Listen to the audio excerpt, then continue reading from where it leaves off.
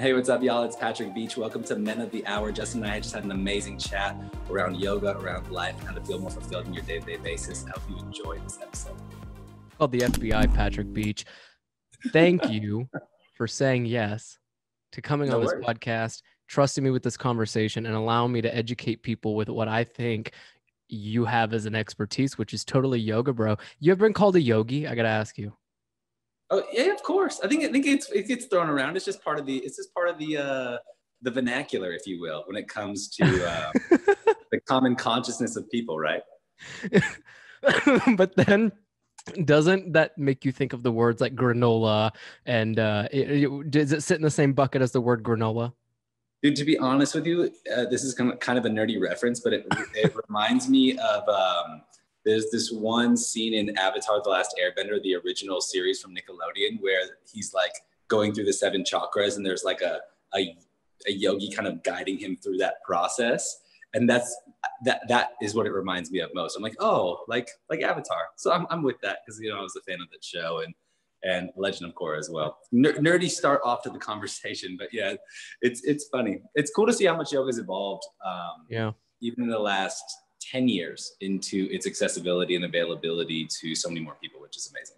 Oh my God, we're going to talk about all of it. You bring up the Avatar: The Last Airbender. The other day is all these natural disasters, which one currently is hitting the East Coast. If you're on the East Coast, you know what I'm talking about. The idea that, what is it? Earth, wind, water, and fire are kind of those 4 major disasters that can happen naturally. My mom and I were talking about that last week, and I was like, holy shit, I guess that's true. Hurricanes, fires. And there was a fire next door to her house, and she goes, oh, my neighbor's house is on fire. She's like, I think I've seen it all. I've seen tsunamis, earthquakes, and hurricanes, and any disasters with it, and now fire. She said, I think I can die tomorrow. I've seen all the natural disaster elements. My goodness, she's checked the boxes. Well, I hope her neighbor's okay. No, they're good. Yeah, on the West Coast, man, like things are on fire all the time in the summer now. It's like the normal thing. It's so funny. People are always like, man, Seattle, because that's where we live currently. Yeah. People are like, it's always rainy there. I was like, no, like since global warming's kind of like been hitting recently, like a lot more over the last couple of years, it's sunny here way more often, but it's also fire season a lot in the summer, which is kind of a weird thing to think about. There's like, oh, there's an actual fire season. I mean, Vancouver, Canada, which is again just north of us a bit, like literally the whole town burned down. It's just I think I read that. Brutal. Yeah, state of the world in some places is rough, but trying to keep it positive. That's it. You know what you need to keep positive is this beautifully long hair and beard you got, buddy, before it burns off. No, I'm kidding. Wait,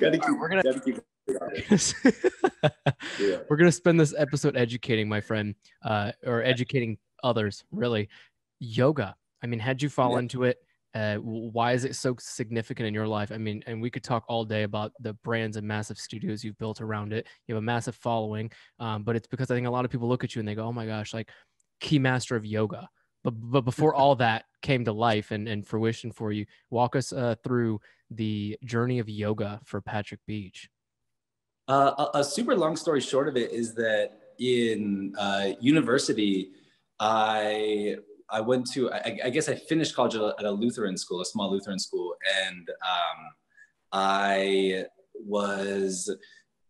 didn't want to study just traditional religions, right? And so I started studying alternative religions, and that led me into studying yoga. And so I started reading all these yoga books, like in my little apartment or whatever, and like practicing poses against my refrigerator and shit, and like just trying not to fall over, or trying to like get the gist of it. And I was sampling with a lot of different meditation techniques at the time, and one thing kind of led to another, and I just started finding little ways to practice. And then I would develop little practices out of these books, and then from those books I started taking public class. And then from public class, I got really inspired to just start researching other people that were in yoga, because yoga is such a diverse practice. It's so funny. Whenever people think about yoga, most people subconsciously probably think about Bikram yoga, right? Like the 26+2, because it really took hold in America, and it was the biggest chain of the experience. And so often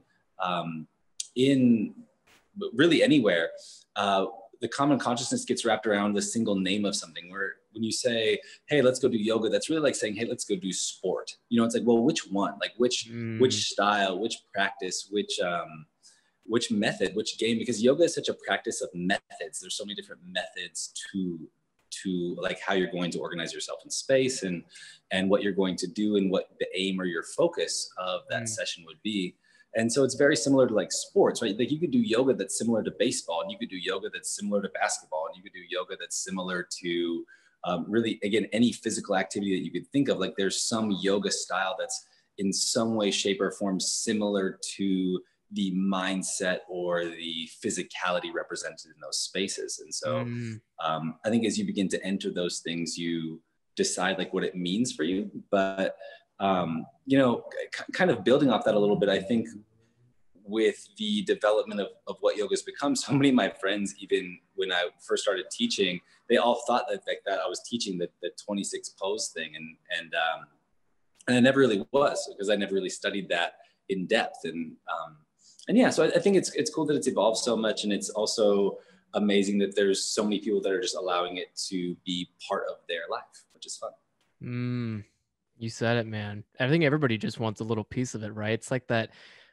You show up to a party, and if you're not trying to get the dessert, but you still see the massive, like, you know, the board of all the different options you could possibly bite into. You want a little piece of it, right? That's what it sounds like yoga might be. Wait, break this down for us. So I think a lot of people ask themselves, like, if they want, like, have you ever asked or been asked, Patrick, if people were going to go do yoga, and they sometimes think that like all it is sun salutations on a beach, or stretching and doing like certain poses that we all know, which like child pose, doggy pose, like all that stuff. But that's like, I guess that's at its simplest form, right? So where does it then begin to get more complex? I think as you begin to dive into more methods, because every method has different layers to it. I mean, even if you look at our awakening yoga system, which is something that I created probably over like the last 7 or 8 years. It's funny to say that, because I feel like I'm like, when did I actually like start creating it, teaching it? And then how long has it been since I've been sharing it? It's a funny, time is so weird this right now, because I feel like the last year doesn't happen. Like it's still in my mind, it's 2020, because like same. Nothing really like has changed that much. I mean, it's finally starting to, which is hopefully very positive, but as you dive into a system or a method of yoga, your comfortability with the practice improves, and your skill level with the practice improves. You know, it's almost similar to playing guitar in a way. Like if you started playing the guitar, like you're going to learn a few chords, right? And then from learning a few chords, you're going to learn like Mary Had a Little Lamb or something like that, like some really, really simple song, right? And if that's all it means to you, then you're like, hey, that's your party trick. Like you pull out the guitars, you play, you know, Mary Had a Little Lamb, and people are like, man, that's kind of a weird song choice. But you're like, hey, this was the one that my teacher was willing to share with me. And I think it's kind of similar to like to so many poses. Like you see them as a mainstream portion of a lot of different practices, and then but then there's so many different layers to it. Like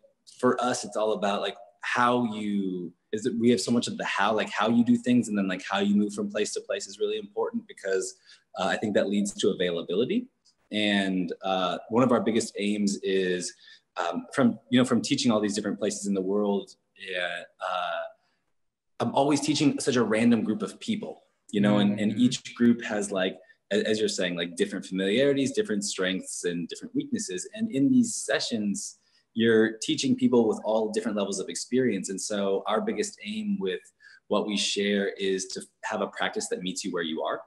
And if the practice meets you where you are, then everybody can be in the room doing relatively the same thing, but at their own level of physicality, scale, and relevance. Because one of the things I think people often forget is that like when you're doing any of these things, the practice or whatever you're doing is really only as relevant as it is to you. And I think that's, like what it brings to you. Like, as you're talking about a moment ago, like we all want a little piece of it, or we want a little piece inside, a little piece in your heart, a little piece in your mind.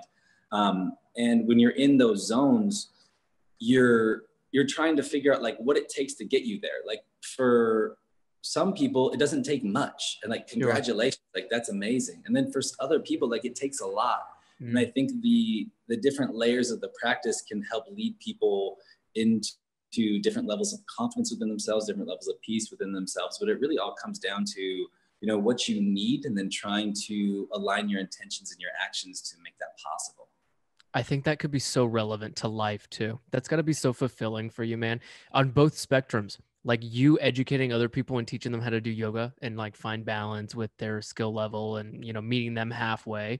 There's something to be said about Yeah. that. But then also for you, let's take it back a little bit more about your personal experience with yoga. Yeah. Where did you start to find like the full benefit of it, and then that full turn for you where you were like, oh my gosh, I really just want to do this full time. I'm going to start researching how people make money out of this shit, and I'm going to start doing a bunch of classes, and this is just going to be my whole life?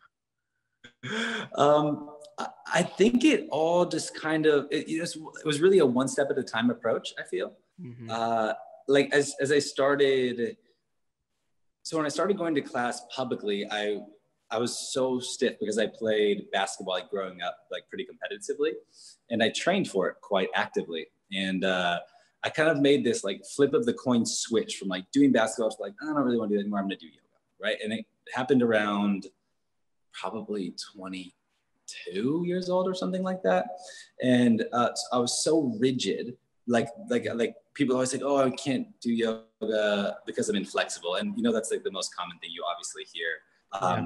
But like, again, like I was really inflexible. Like if there was like the common group of people in class, there was, I was like 8 steps below that when I began, you know, like when I would do triangle pose, like my toes, my whole foot would like come off the floor. Like my leg couldn't straighten. It was a disaster. Sure. But I could do downward facing dog jumping into handstand. Like I figured that out really quickly and really easily. That sounds really advanced.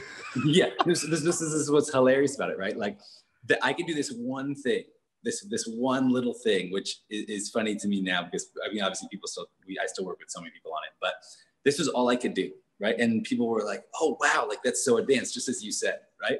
But everything else, I'm like falling down in Warrior Two. You know what I mean? It's such a common posture, but hey, down dog to handstand, that was my bag. 100%.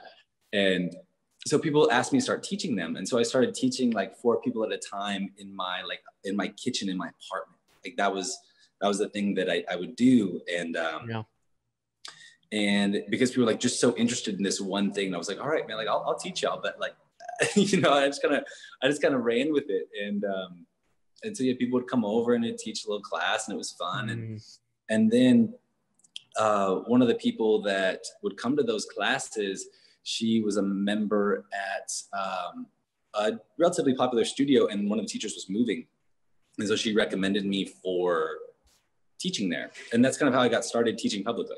Wow. So yeah, and so it was such a gifted opportunity, to be honest with you. It's like one of those like complete dumb luck chances if you believe in luck, or if you're someone that more believes in like fate and things happening for a reason. Like it really was one of those, like it was like a silver platter opportunity, if you will. Because this teacher obviously was popular, she had a lot of class times, and so I started teaching in those spaces, and it went really well. And then, you know, kind of one thing led to another, and we got here.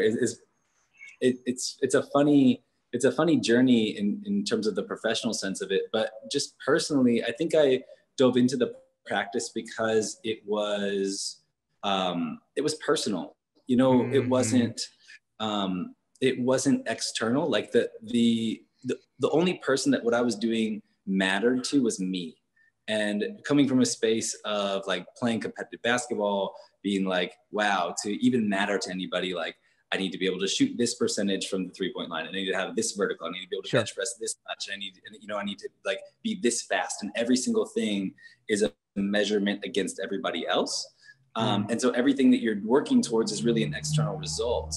And I think there's something to be said for seizing the moment in that capacity, because those moments are so defining. But I think there's also something to making the moment out of every single day and being able to actualize that space and that time.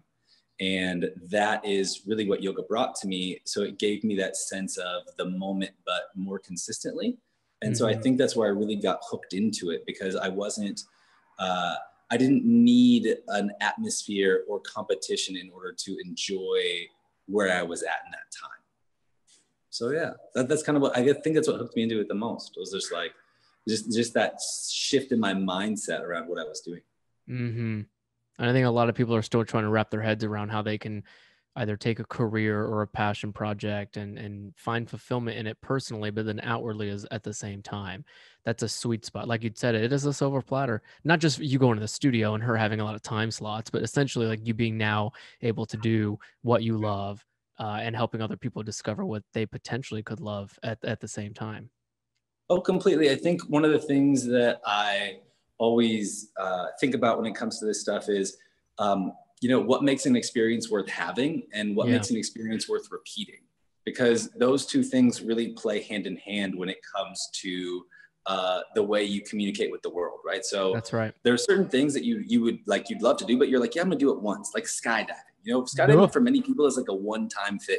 You know what I mean? Like you're like, yeah, maybe I do it, but yeah, maybe I do it once. it's a big But italicized, fat, bold, maybe.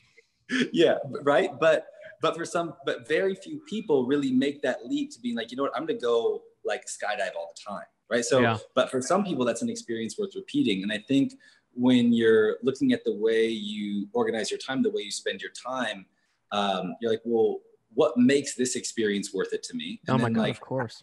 and then how, and then what makes this experience worth repeating? Like, how can I, is this something that I actually want to be part of my life on a day in and day out basis? And I think Mm. that is something that those two questions, I think so many people could benefit from. Like you just like look at your day, you look at your week, the way you spent your time. Like some of the time you obviously have to spend doing things to make sure you survive, right? But outside of that, what are you doing that is really that you really find valuable? And then of those things, like what of those things is really worth repeating? Because one of the things that we always say is if you find the right yoga practice for you, it's going to change your life because you'll find value in the experience and you'll find value in repeating the experience. And Mm. there's so much value in repetition, but you have to like what you're repeating, or else you're just like, what am I doing this for? So you need like those little internal motivations are so important, I find. Your name should be Pratchett or Pratchett. Patrick Preach, not Beach. Preach. I don't think Patrick so. Preach. Patty, dude, listen to this. I feel like when someone looks at yoga, they often ask themselves like, what am I actually going to gain the benefits of? Dude, I'm so inflexible and I used to be like part cheerleader, so like I don't know what's going on with my body. We'll worry about that next time. Next time you come on the pod, we'll do like a yoga session. But I'm I with mean, it. for people who haven't yet tapped into yoga, or they feel like they want to, or they tried it once and couldn't find the fascination in it, or that experience that was beneficial for them, can you give us top line benefits of yoga? Yeah, sure. I think the top line benefit that you'll just receive is by showing up consistently is awareness. Like on a Mm, really simple level, like the ability to watch your mind or just become aware of what comes up within you. Because when you're doing a yoga practice, no matter what it is, your mind runs a little bit. And so you're like, why am mm, I thinking about these things when I'm doing this thing? And so it gives you an opportunity to like find concentration, to find focus, huge. and to find like connection to yourself. So often we're all having conversations that are external, right? And then we're also listening to our subconscious, but you're very rarely like having a dialogue with your subconscious. And I think like as you begin to become more aware of yourself, all of a sudden you start to have dialogues with your subconscious mind. You're like, why are you thinking about that? Like, why are you saying that? Like, that's not real. That's not true. That's not even how I feel. Like, why am I, why are these things popping up in the Interesting. back of my mind? And so I think that's why so many people, if they stick with the practice, they find a level of balance and really inner peace. It's because they start to be open to a dialogue with themselves, not just a dialogue with others. And I think that's such a benefit that people, just tend to forget about. That's next level deep shit I was not expecting. And I love that. You brought up two incredible points, concentration and balance. And I'm going to argue by saying imbalance. So we'll get to those in just a moment. Yeah. If you're listening, I forgot to tell you at the top of the podcast, but thanks for clicking play. You could have chose any other podcast. Patrick and his buddies apparently have one too. So, we'll give you all the drops on that in the links below, but really stay with this because yoga could really, like you'd said, change your life, Patrick. But I wonder too, let's continue yoga for just a moment. Yeah, of course. Do you feel like as you've continued this journey for yourself with yoga that there have been like more spiritual connections? So say for instance, you said it. I mean, normally we're having external conversations and subconscious thoughts, but give us examples of the thoughts you might have when you're doing yoga and when having those thoughts. I mean, negative or positive, I think thoughts should run through your mind. Creative, not creative, Yeah. dumb shit, fun shit. Like you should have these thoughts because that's about having like moments with yourself. But can you give us example of like a particular practice and thoughts that may have ran through your head just to give people a better idea? Yeah, I think that anything can really come up, to be honest with you. That's what's one of the funniest things about it. Like I find sometimes if I'm taking a class from one of our teachers, I may be thinking about my own, like that's something that comes up for me recently, like currently, because like we run an online studio now. We're getting ready to run our in-person studio again, but I'm like, oh, I know I have to record 3 classes this week, for example, right? And so I'm like, oh, like what of this piece is relevant to something I may share? And then I'm like, oh wait, save that, like table that, come back to now. Yeah. Whereas like I think in the beginning, I would think of like, dear God, why am I in this pose for so long? Like, man, this teacher, like what's the purpose of what we're doing? And I don't know That's if the I shit I think about too. Not, you know what I mean? Like, dude, I'm hungry. Like, I don't know if I could, man, I kind of got to pee. And I remember thinking about this in the beginning, like I kind of got to pee. I wonder if it's okay to go to the bathroom, like to come back. Like, I think these are all super common, super normal things. Anything that the beauty of the practice is honestly like, no matter what style of practice you're doing, like anything can pop up into your mind and you have the chance to see that, Sure. So you're like, hey, I'm struggling. Why, when I'm struggling, do I think about, does my thought pattern immediately go negative towards another person? Like man, like it's so easy to think like, oh, in the beginning, I remember being super frustrated taking this one class. It was maybe like my 5th public class, and this teacher was like really into making us do lunge a lot of times. And I was like, why are we doing lunge for the 30th time? And this is at a time when I was still training to play like competitive basketball in some capacity. And so I was like doing hill sprints and all this other jazz. And I was like, man, like I'm lunged out. Like I've been running up hills. I don't want to do lunge here. I want to do like something else, And so I was like, man, this teacher is the worst. But then I was like, I'm struggling. That's personal. That has nothing to do with them. What they teach is their game. This is their class. It's their bag. I showed up and then I'm showing up. And my mindset is like, well, because you're not doing what I want you to do, I'm then being bitter towards it, and being able to see that and being able to be like, well, like I'm part of their experience, right? Their experience, what they're sharing is part of my experience right now. And like, that's fine. I have to own that, and I think that's, I think it's cool to just allow yourself the chance to have different thoughts and things like that. Kind of what you said in the beginning, like thinking about creative shit, thinking about fun shit, thinking about dumb shit. I think that's one of the hardest things about your phone, to be honest with you. I hate that damn thing. It's just that you can always get stimulation. Like I remember when I was younger, before like phones were what they are, you just like go home. Sometimes like stare at a wall for a little bit. You know what I mean? Like it's just like, I love that you say, yeah, that shit's real. You know what I heard yesterday? And it was Jay Shetty's On Purpose podcast. I was laying by the pool and I was on 2 computers most of the time. Such bullshit. I was like, why am I even on computers? And the podcast immediately, like so out of nowhere at the perfect time, Jay Shetty had said, for every like hour, take a 5-minute break. For every 4 hours, take 30-minute break and just stare at something and concentrate on it. And then you just said it, stare at the wall and appreciate the paint texture. Like those things allow you to like de-stimulate because we are in an overstimulated world right now. Is not cute. You know what I was trying to do? In this small ass fucking New York City apartment, I was literally trying to do the dishes and I had 2 cell phones laying right there. And I was like, but I subconsciously, I was like, oh shit, I need to pick that up. I need to answer an email. I need to do these things. And I said, fuck it. And I put it to the side, but that's just a mild example. To your point though, it's totally. But that's what I mean. That's the exact thing of it is like, you can always find stimulation. Like it's impossible to not find it. So then you move into consuming instead of creating. And I think that Yeah. so often people determine creating to be like creating art or creating music or creating a class, but it's like creating is just like your brain thinking of things. Like it doesn't need to be any more or less than that. And I think it really allows you to process. And if you take any action on those creative thoughts, then that's like Magic. it's your magic, but it's really your path of manifestation, right? It's like something that you thought of that you're just like putting into the world, and whether 2 people see it or 2 million people see it, like it's still out there, and it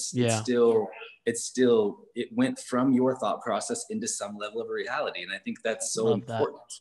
It's so important. Just like your studio, your online studio, your in-person studio. When you have those thoughts, I think like you're so right though. People associate the word creativity with like an artist, a painter, a musician, an actor, a designer. But Of no, course. it's all of us. It's everyone has their own level of creativity. All those people just happen to have creativity towards something that's received externally. 100%. You know what creativity and yoga take? You said it, concentration. I looked up the definition. I wish I could have said I did it live, but I didn't. My hands have been sitting here on this fucking microphone the whole time. So I looked up the definition prior to our conversation, hoping you would have brought it up, because it takes like it literally, you need concentration for yoga. But I was like, but it all is like it could pertain to so much. You ready for the definition? I'm ready. The action or power of focusing one's attention or mental effort. Sounds like, oh my God, there's so many keywords here: power, focus, attention, effort. Regardless, all of that equals concentration. And the reason I think we should talk about concentration is because nobody is concentrated today. So from your perspective, because you're a yoga instructor, and I just know that you're a smart entrepreneur, a skilled creative, what does concentration look like for you? Take a project, for example, and just walk us through your, if you don't mind, the process of how your brain works to stay focused and concentrated on like one thing at a time, or, where that mental effort goes. Totally. So for me, I kind of live in this state of like a fluid thought process, if you will. And so I'm always trying to like process one thing or another. And so when I'm trying to process things, maybe I'll practice, or maybe I'll just start playing with a movement. And again, this doesn't have to be related to movement at all, but just the fact that like I start to move, and then I start to wrap my mind around what it is that I need to lock into, right? And then once I've created the connection to like the path I want to walk, then that's when I can really like focus in on it and tune into what I need to create, like what I need to make, or what decision I need to make, and like how to execute upon those things, because it gets so, it's easy to trip on pebbles. I think like there's so many pebbles that you'll just find that are just going to get in your way every single day. Do you know? And that's just kind of part of the process. But instead of getting caught up on those things, it's like, hey, how can I like do something that helps me step away from the activity, that so then I can actually see the bigger picture of what I'm trying to do. And that really helps me focus and like lock in on the actions or steps that I think are the best at that time.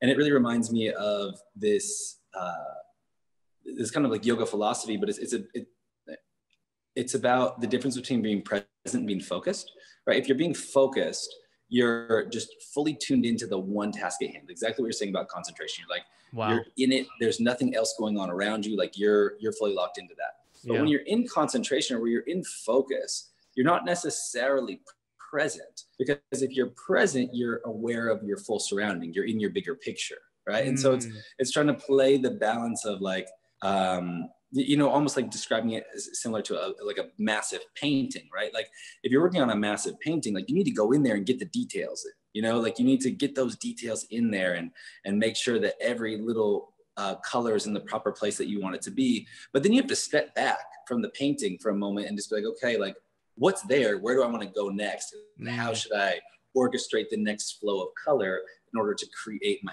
masterpiece, in order to create the thing that's really important to me to share right now? And I think that's what helps me really zone in on things, is the ability to not only like be in that state of focus, but remember to step back, like remember to move away in order to see everything else.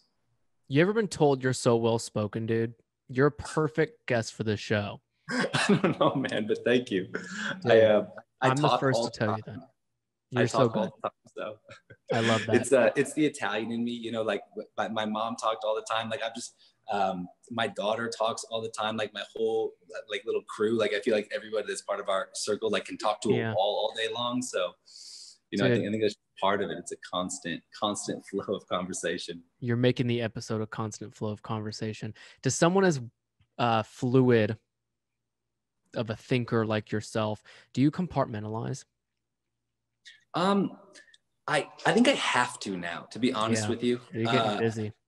Yeah, just with getting busy and with really trying to find like work-life balance a little bit more. And it's really just, it's one of these things with like, I guess, learning to be a parent. I post like funny videos with my daughter on the internet, and people are like, wow, you're the best parent. I was like, that's such a weird thing to say to somebody. Like I'm like actively trying to do my best. Like that's all I can really, right.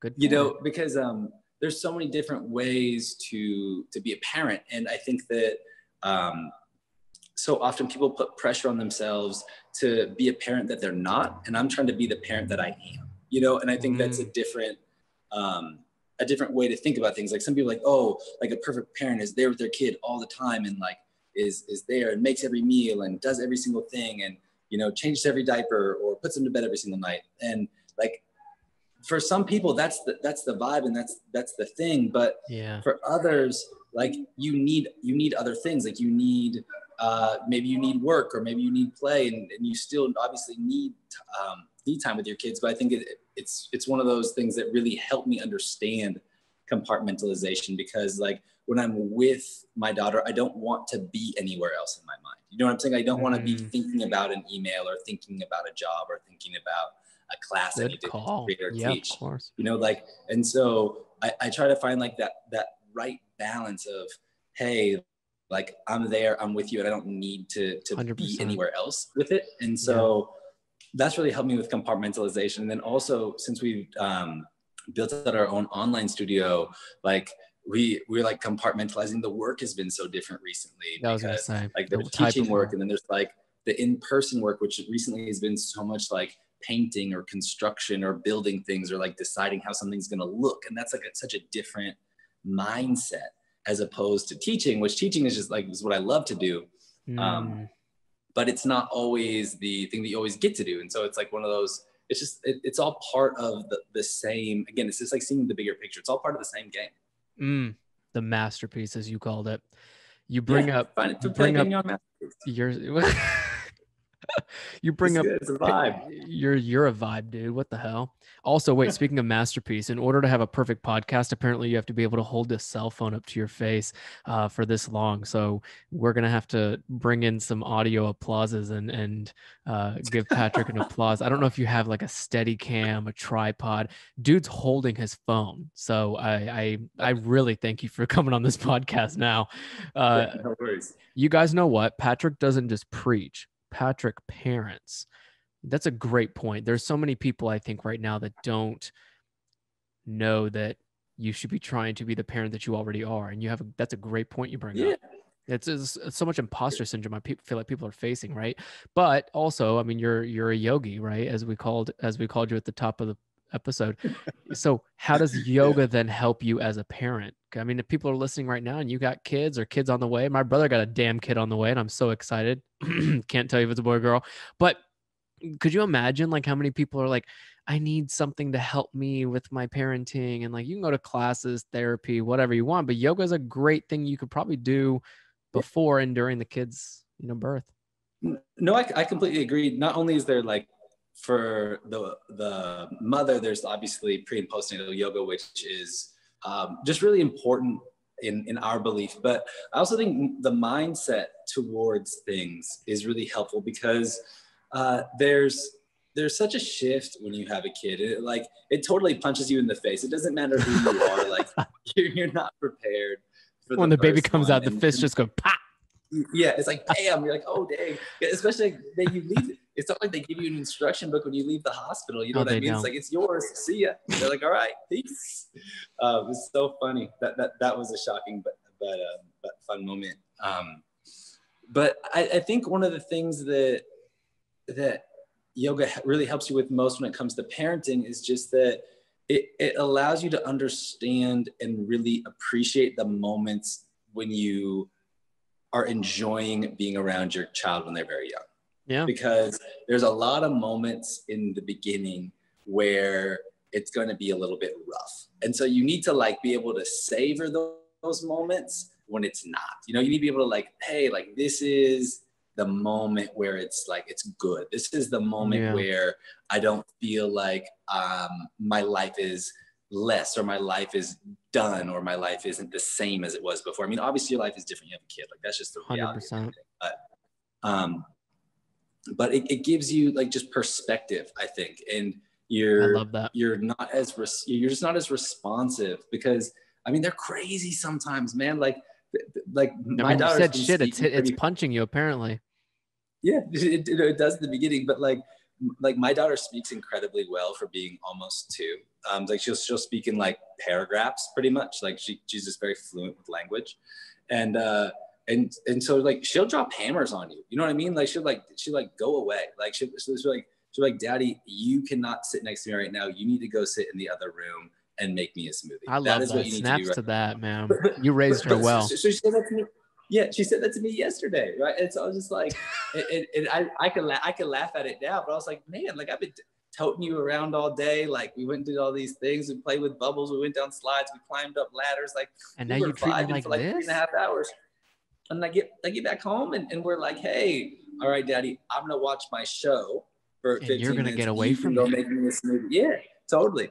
Or like whatever other things is like is ownership. So we always just have like yoga mats or things floating around the house on the floor and stuff. And sometimes for us, and so obviously a lot of the time for her to play on. And I was on one this morning and she goes, no, Daddy, you can't sit there. That is my yoga mat. That is mine. It is not yours. You can ask if you want to sit there. That's what she said to me. She's not even 2.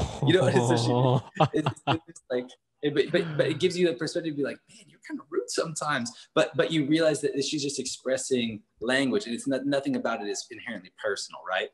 And in the other moment, she's like 5 seconds later, she's like crawling on top of me. But you have to have that perspective of the practice gives you perspective, to be able to step away from a time when for whatever reason it's not good, and know that the moment is changing, and I think that's so important to remember. It's like the impermanence of a child's mind, and that they're new here. I think that's one of the things that that we're always talking about in the beginning is like, no wonder kids freak out all the time. Like there's all this shit going on in the world. Like we're talking about natural disasters for a brief moment at the beginning of the podcast, and this kid is new. It's like, what the heck is going on? I mean, like, what world did you bring me into, Dad? Yeah, exactly.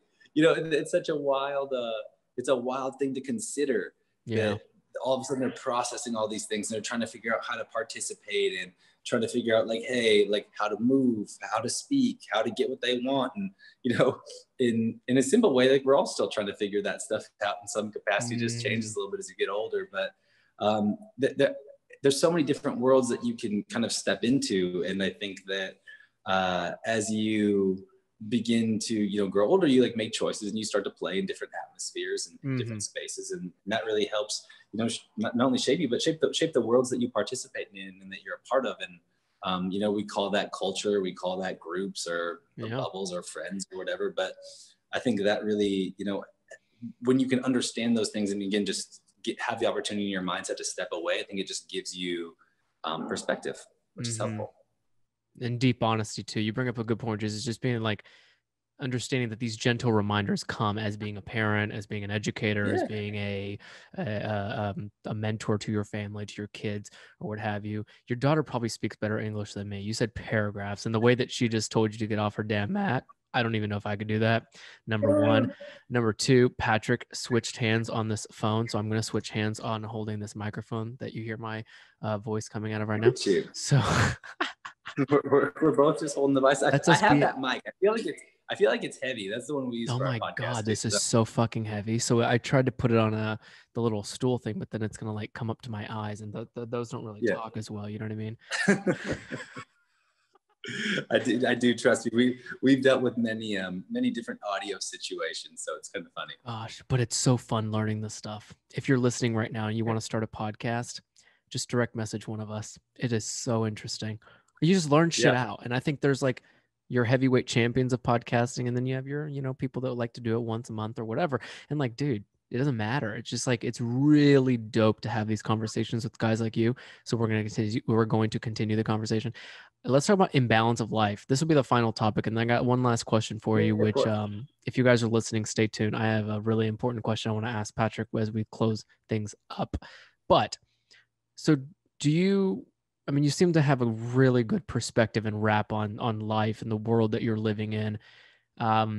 But it also is such an imbalanced world. Now that you're a parent, now, you're having to go from like online studios to in-person studios. I'm sure there's been a bunch of like leaps and changes, and what do they call them? Trials and tribulations. And, Yeah, life is of life. course. Right. And I love that you bring up the fact that it's a learning experience. I think all of us are guinea pigs. I think all of us are supposed to keep learning about this as we go, which means there's never actually going to be balance. I tell people, or I try to call them on their bullshit every time I hear someone say like, oh, I just need balance, or I want balance. But you said it very well a second ago, which is like, it's a constant shift of perspective and being in the moment, being present, which yoga allows you to do, which you're so good at, is to just gently be flexible, don't you think? But in terms of imbalance, do you think it exists? I think that balance is the wrong word, but it's the word that people use. I think the biggest thing to work on is like controlling your controllables.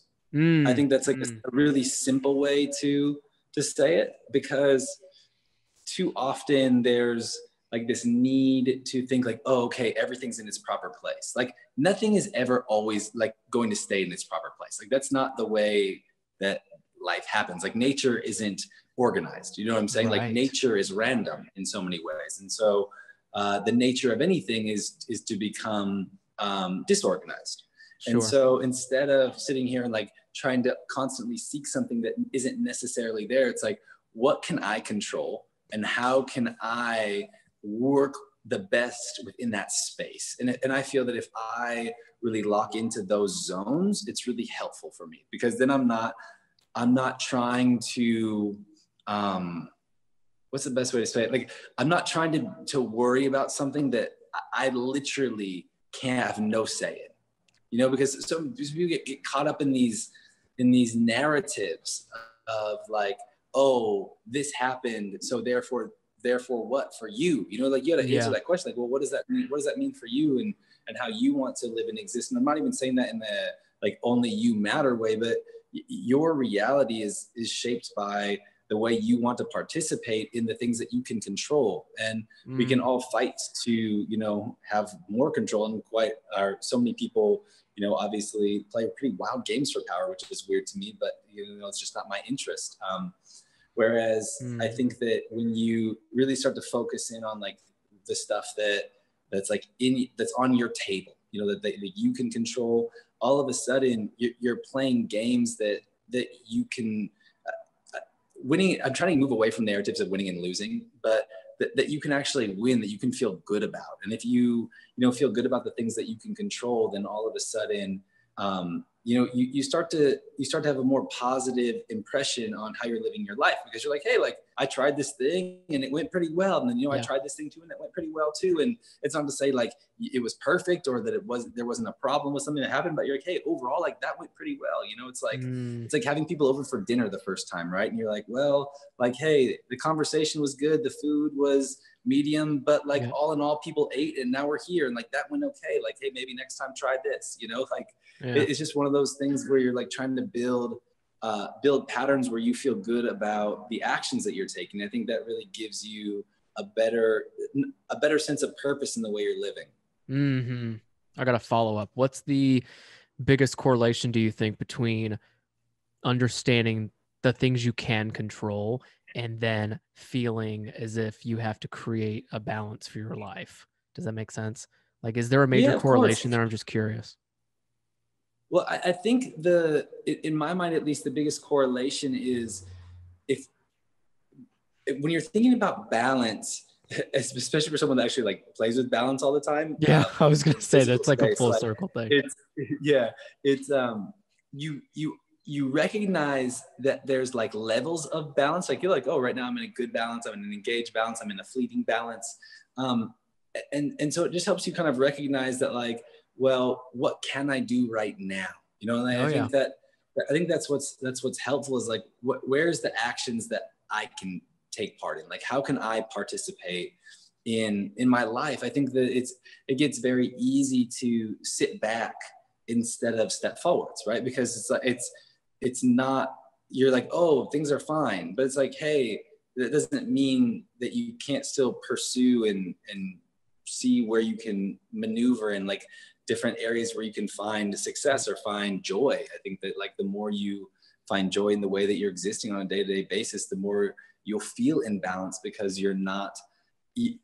you're having these barometers or these measures of happiness and that are consistent, right? And so I think so many things about the way that you find balance or that you work on your controllables is patterning, right? It's like the way that you pattern your life.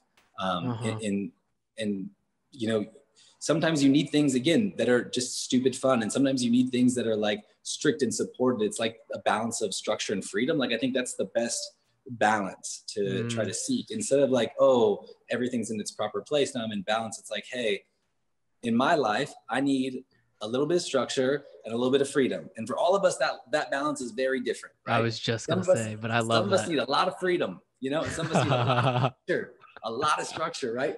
But I feel that if you really get honest with yourself, you start to have that internal dialogue, then you start to become aware of like, hey, like, in order for me to be productive and take care of myself, I need like this much structure in my life. You know, I need that much. Maybe like 60% of my life needs to be in structure. And if 60% of my life is in structure, then 40% of my life can be in freedom. And that's a good groove for me. You know, I think that's such a better way to like look at it, because you're not striving for a pedestal. Instead, you're just looking for a measure, and a measure you can find. But a pedestal, you know, even Olympians only get there, you know, one Olympian gets there every 4 years, and that's if they even have the games. And then, you know, this year's not even fans, which is brutal, but it just is what it is. Yeah. Wow. What is your measure? Let's give people a run for their money. Are you 60-40? I have to ask, man. Oh, I think you're like 90 freedom, 10% structure, in a good way.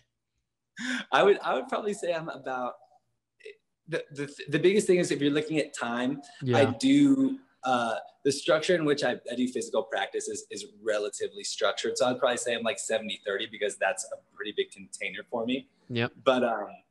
But yeah, I need a lot of freedom. And the real reason for that is just that, like, I'm very experiential, you know, like I'm not much of like a homebody. It's something like I'm really working on a lot more, just to get comfortable with it.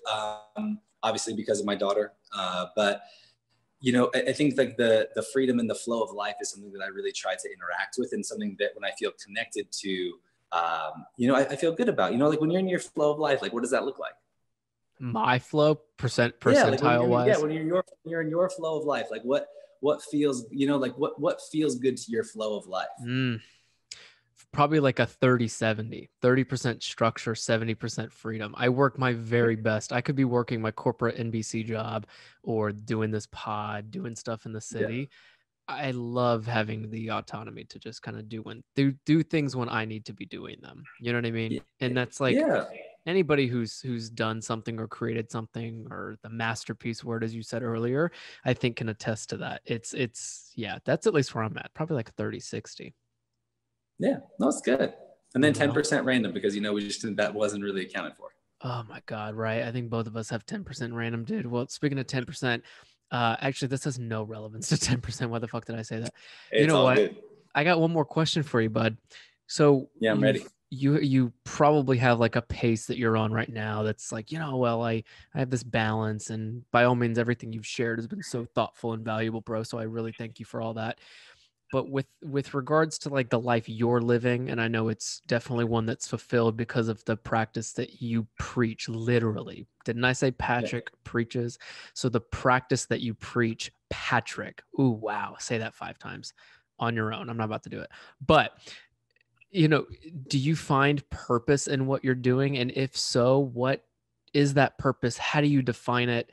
And how did you discover it? It's like a 3-tier, but I often Yeah. wonder, people like you have to have some sense of purpose in what you're doing. So I think the biggest sense of purpose that I find right now, to be perfectly honest with you, has been happening a lot over the last couple of weeks, which is since the world started opening up, at least here on the West Coast, the starting to see people, like I'm randomly out in the grocery store and seeing someone's like, you got me through the pandemic.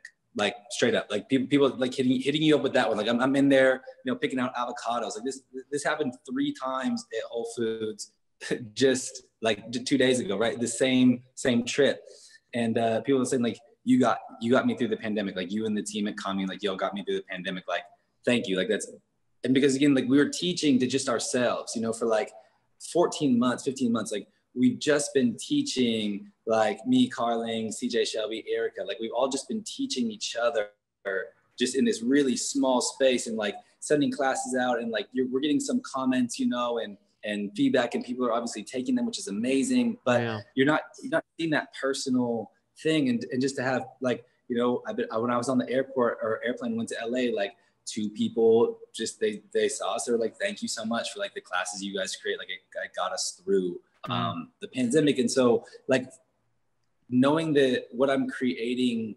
matters, like helps other people, you know, I think that's such it brings so much purpose to what we do, and it's really inspiring, not just for like, oh, like hey, like what I'm doing is relevant to somebody, it's just like that it's helpful, that the effort we're putting out isn't just for you know, people that want to do, you know, like advanced poses, you know, these people are like, thank you, like you got me through this period of time, and that's just been really fulfilling in a lot of ways. And it's not like people are like, hey, thanks, like you helped me learn how to do handstand, like that's cool, like that's great, like honestly, like I'm happy that it worked for you, but you know, if that handstand or practicing that handstand was something that like you went to every single day when you were feeling bummed, or you needed a little bit of structure, or you needed something to do to give you purpose, and like you went to our classes and that helped you get there, or that helped you find joy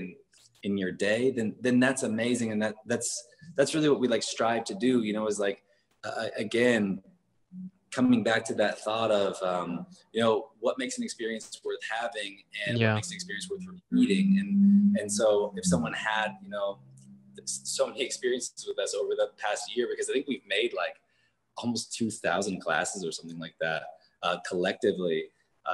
Someone, you know, had the ability to come back and take classes over and over and over again, and just feel like them feel connected to it, then I'm like, that, I know that's worth it to me. That's so like valuable. And it's rooted in your authentic, how do you say this? It's almost definitely rooted in the fact that you guys have the intention of trying to make better for people, you know, from the get-go. We heard it. You may not say that, but I totally feel that from everything we just talked about, man. Oh my gosh. Well, you know what? Patrick Beach, who preaches and parents and does yoga and does all this dope shit, dude, you just educated the hell out of us. And I can't thank you enough for holding this phone this long. You know what I mean? No worries, If that's all we get from you, buddy, I got to go figure out what your medical bill is going to cost when you have arthritis in your elbow. You're good though. You're a yogi, so you can do that. Aside from the gym opening back up in person, can you give us some ideas and exciting news you might have coming up, Mr. Patrick Beach? You're almost a rapper now. I like it. Your wordplay is phenomenal. You can always check us out at communeyogastudio.com. Our podcast is called Life in Commune. That'll be back next week. We have new episodes dropping for that. And we have a couple of new trainings coming with Awakening Yoga Academy in the fall. So yeah, we'll be back teaching out in the world soon. You know, the studio opens back up next week, and then we'll be out traveling and teaching again, hopefully in the fall. So yeah, the vibe is good, you know. And thank you all so much for having me on. It was super fun to chat. You're so great, man.